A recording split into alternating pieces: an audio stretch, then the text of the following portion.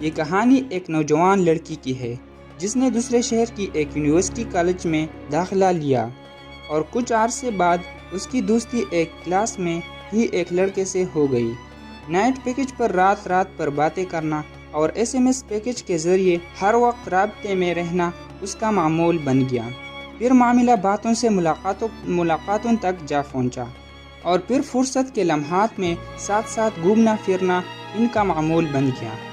جب لڑکے نے دیکھا کہ لڑکی پوری طرح پھنس چکی ہے تو اس نے لڑکی کو شادی کی آفر کر دی، مگر ابھی لڑکی شادی کے لیے ذہنی طور پر تیار نہیں تھی۔ اس نے ابھی سنجیدگی سے اس کے بارے میں سوچا ہی نہیں تھا، کیونکہ ابھی تو اس کا تعلیمی سلسلہ جاری تھا۔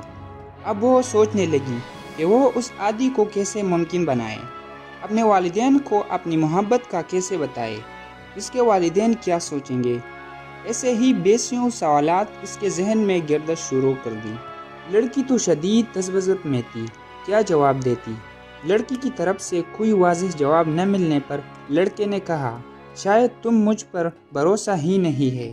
یہ ایک طرح کی نفسیاتی دباؤ تھا جو کہ وہ لڑکا لڑکی کو فکری اور ذہنی طور پر مفلوج کرنے کے لیے استعمال کر رہا تھا۔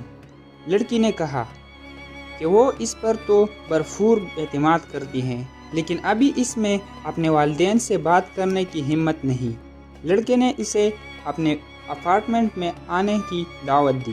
لڑکی نے اسے یہ یقین دلانے کے لیے کہ وہ اس پر مکمل بھروسہ کرتی ہیں، اس کی دعوت قبول کر لی۔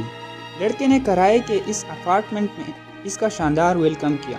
رومان پرور ماحول میں لڑکی سے کہا، ایک دن ہمارا بھی ایسا ہی ایک چھوٹا سا گھر ہوگا جس کی ملکہ تم ہوگی۔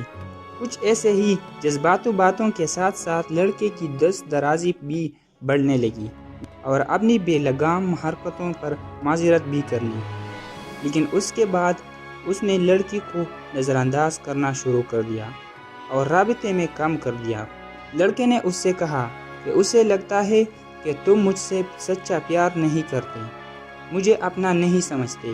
وہ جذباتی لڑکی لڑکے کو اپنی سچی محبت کا یقین دلانے کے لیے ایک بار پھر اس لڑکے کے اپارٹمنٹ میں جا پہنچی اور پھر اپنی سچی محبت کا یقین دلانے کے لیے خود کو اس لڑکے کی سپرد کر دیا۔ اب کہانی نے نیا رنگ اختیار کر لیا۔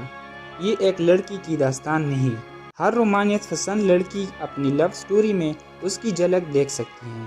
چہرے، مقامات اور ماحول مختلف ہو سکتا ہے، لیکن طریقہ واردات ہر کہانی میں یکساں ہے۔